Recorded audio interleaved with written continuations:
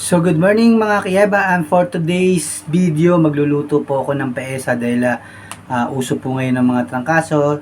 Si Sir AJ kagagaling na din po sa trangkaso, so magluluto po tayo ng may sabaw na may luya, paesang bangos. Tara guys, samahan niyo ako magluto dito po sa aking munting kusina.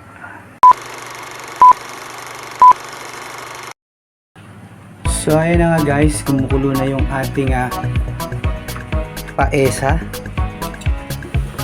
Yan, nakuluan ko po muna para kumapit yung sabaw. Ayan. Suglan natin konti.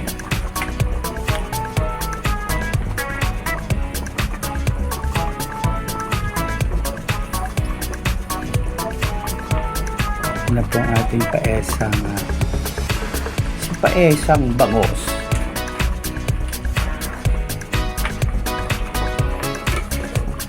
Para kumapit po sa isda yung lasa. Ayan, sama po muna natin pati yung luya.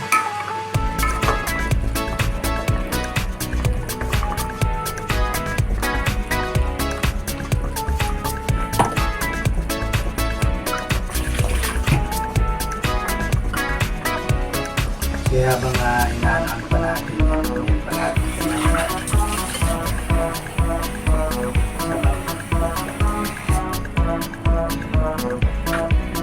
madali lang magluto niyan guys. Gisa muna yung luya, sibuyas, bawang, and then lagyan muna ng tubig, timplahan muna, parang tinola po siya style, ganun.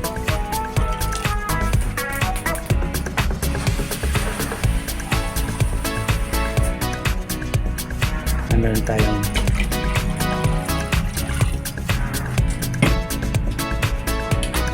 tapos yan guys, may lasa naman yan na ano na ng isda. Pakuluin po muna natin ulit and balikan natin mga after mga ilang minutes. Meganon. So ayun na nga guys, tingnan natin kung pwede na natin ilagay yung repolyo.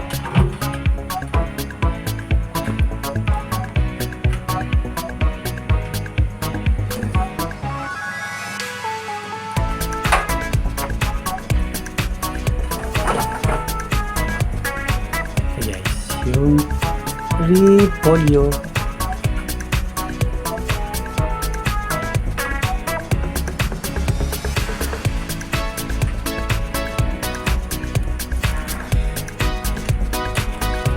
Dinamihan ko ng gulay guys, kasi gulay pa lang ano na, ulam na.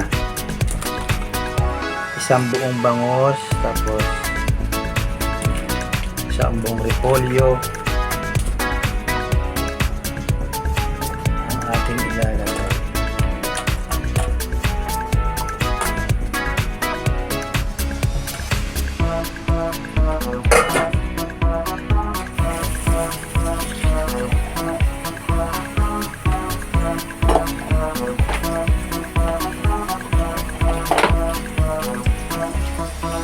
Ayan.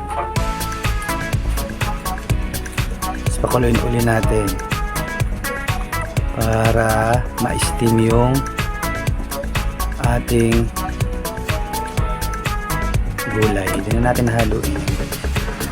May lasa na yan.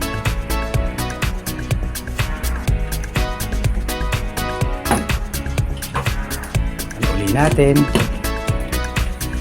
In the meantime, hintayin po natin uli siyang mag-boil. English yun guys, boil. Yung mega.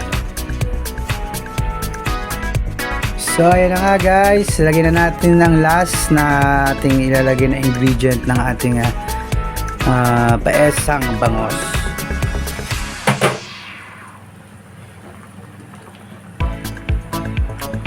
Ayan na. Madali lang po siyang lutuin, napakasimple.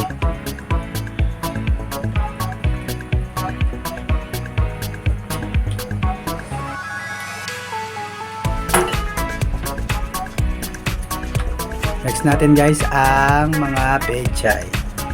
Pechay nung tindera kung saan. talipapa.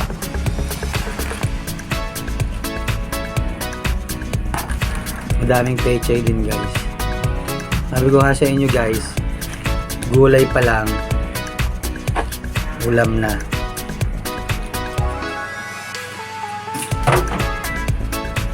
Tapos yung aking baby girl ay mahilig sa veggies. Lalo ng mga leafy, yung mga green, yung ganito. Pechay, kangkong, mga ganon. Basta mga green.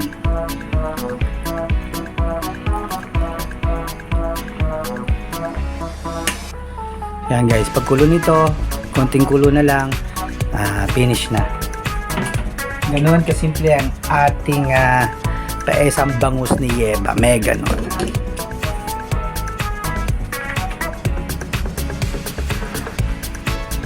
Balikan natin siya guys, uli. A few moments later. So yun na guys, at luto na ang ating paesang bangos.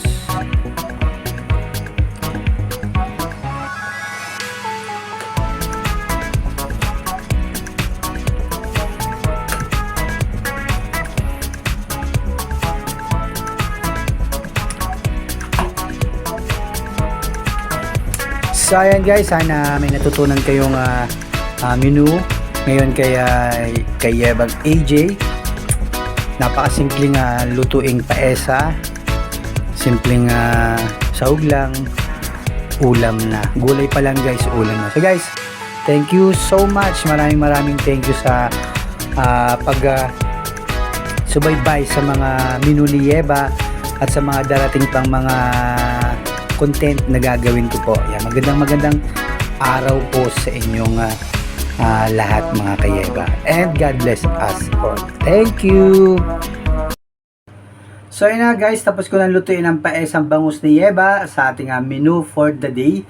And sana po may matutunan kayong bagong recipe at mga simpleng sahog lang at magkakaroon na po tayo ng ulam. Napakasimpleng ulam pero masustansya. Guys, samahan nyo ako mamaya pagka kakain na po kami with Mamu baby, kaya baby girl, ewan ko kung doon po si SK chairman. Yan guys, samahan nyo ako mamaya sa aming paglapa ng paesang bangos. May ganon.